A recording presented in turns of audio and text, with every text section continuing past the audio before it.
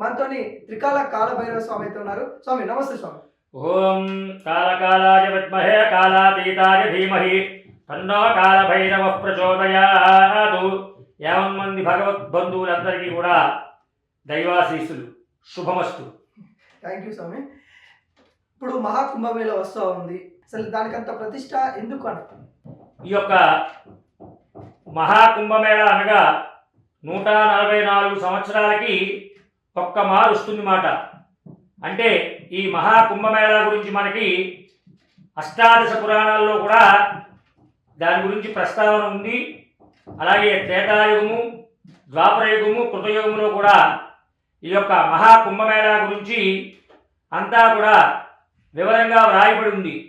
అలాగే మనం 625వ సంవత్సరం వెనక్కి తీసుకుంటే హర్షవర్ధనుడు ఈ కుంభమేళా నిర్వహించినట్టుగా మనకి ఆధారాలు ఉన్నాయి. అలాగే ఆదిశంకరాచార్యులు వారు ఖగోళ శాస్త్రం మీద ఆయనకి బాగా పరిజ్ఞానం ఉంది.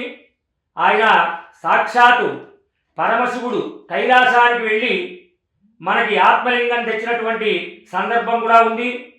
ఆయన ఖగోళ శాస్త్ర పరిస్థితుల్ని పరిశీలించి ఆయన ఈ యొక్క బృహస్పతి వృషభ రాశిలో ఉన్నప్పుడు, సూర్యుడు మకర రాశిలో ఉన్నప్పుడు నక్షత్రాలన్నీ కూడా ఒకే కక్షలోకి ప్రవేశిస్తాయి. ఇలా ప్రవేశించడాన్ని మనం శక్తిపాతము అంటామన్నమాట. అంటే దరిదాపు మనకి మహాకుంభమేళా జనవరి 13 నుంచి ఫిబ్రవరి 26 వరకు కూడా నిర్విరామంగా 45 రోజులు నిర్వహించబడుతుంది.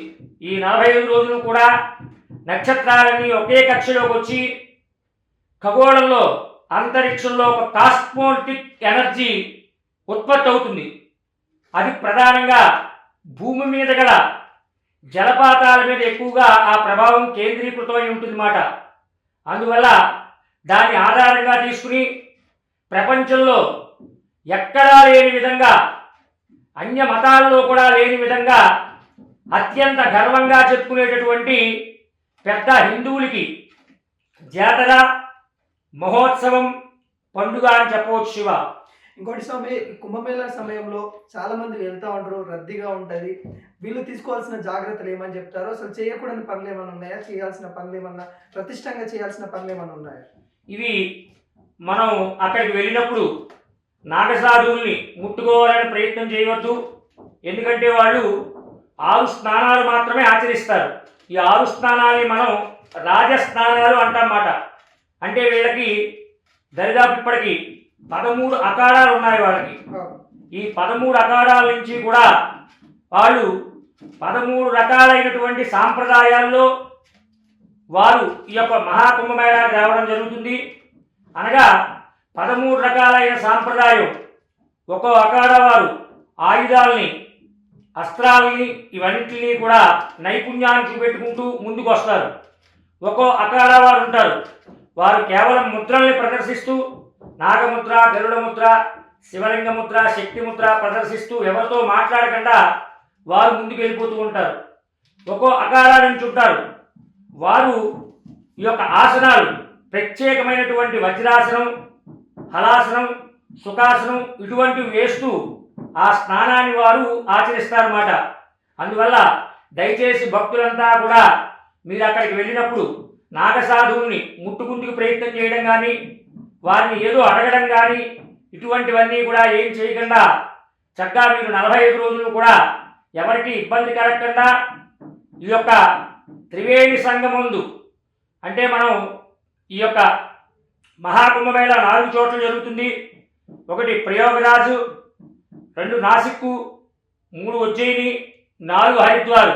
ఈ 4 స్థానాల యందు ఈ 45 రోజులు కూడా ఈ త్రివేణి సంగమాలన్నీ కూడా బ్రహ్మ తీర్థం కింద గావించబడతాయన్నమాట. అందుకని భక్తులు తగు జాగ్రత్త పాటిస్తూ వాతావరణానికి అనుకూలంగా మీరు స్పందిస్తూ పక్కవారికి ఇబ్బంది కలగకుండా భక్తి పారవస్యంలో ఆ సదాశివుడిని కొలుచుకుంటూ చక్కగా అందరూ ఎంతమంది అయితే వెళ్తారో అంతమంది కూడా క్రమశిక్షణకి బద్దులై ఆ యొక్క స్నానాన్ని ఆచరించి ఆ మహాకుంభమేళాకి తరలి వచ్చేటటువంటి లక్షలాదిగా తరలి వచ్చేటటువంటి నాగసాధువుల్ని దూరం నుంచే దర్శనం చేసుకోండి. దర్శన మాత్రేణ అంటే వారి దర్శనం చేసుకుంటేనే ఆగామి సంచిత ప్రారంభ కర్మలన్నీ కూడా తొలగిపోతాయన్నమాట. ఇంకోటి మీరు అన్నారు కదా నాగ సాధువులు అనే విషయాన్ని మన గతంలో కూడా కొంతమందిని చూసాం, మన తెలంగాణలో కూడా సంచరించి వెళ్ళారు.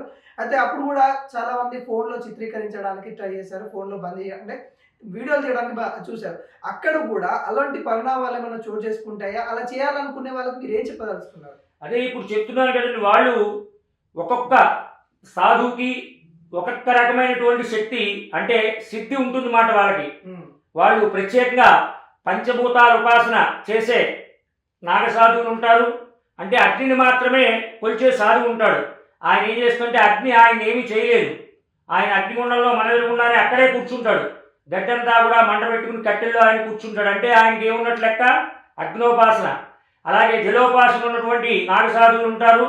వాళ్ళు ఏం చేస్తారంటే ఈ త్రివేణి సంగమం ఎంత లోతుందో అంత లోపలికి వెళ్ళిపోయి కుంభి నుకుంభ విద్యని వారు ప్రదర్శిస్తారు. అలాగే సూర్యోపాసన చేసేటటువంటి నాగసాధువులు ఉన్నారు. ఇవి వాయోపాసన చేసేటటువంటి నాగసాధువులు ఉన్నారు.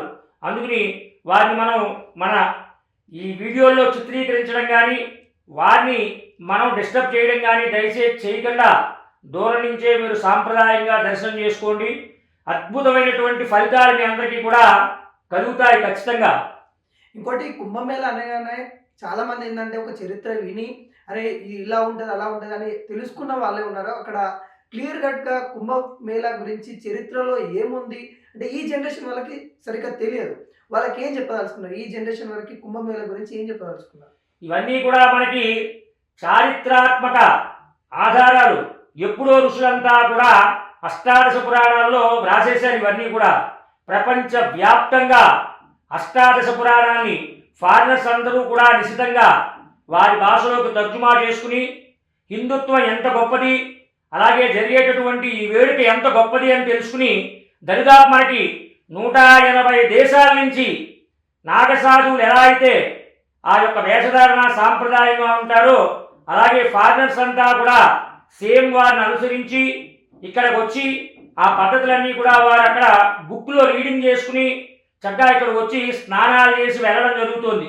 అంటే మన ఈ యొక్క భారతీయ సంస్కృతి గతంలో అంటే యుగాల్లో ఏం జరిగిందో రామాయణము మహాభారతము దేవీ భాగవతము ఇవన్నీ ఏం జరిగాయో ఇవన్నీ కూడా మన ఇంట్లో తాత ముత్తాతలు ఉంటారు, నానమ్మలు ఉంటారు. వారంతా కూడా మనవలకి కొడుకులకి ఖచ్చితంగా వారు ఏం చేయాలంటే ఉపదేశం చేస్తూ ఉండాలి. వెస్ట్రన్ కల్చర్కి అలవాటు కాకుండా వారికి మమ్మీ డాడీ అనే మాట పక్కన పెట్టి నాన్న అమ్మ బాబాయ్ చిన్నాన్న ఇలా వరుసలు వారికి నేర్పుతూ ఉదయాన్నే ఖచ్చితంగా దేవాలయానికి తీసుకెళ్లే విధానం వారికి నేర్పించడం, భగవద్గీత చదివించడం, తాత్పర్యం నేర్పించడం, హిందువులు అన్నవారు ప్రతివారు బొట్టు పెట్టుకోవడం ఇవన్నీ కూడా మనం ఖచ్చితంగా చేసి హిందూ ధర్మాన్ని ఇప్పుడు మనందరూ కూడా కాపాడుకోవాలి. శివ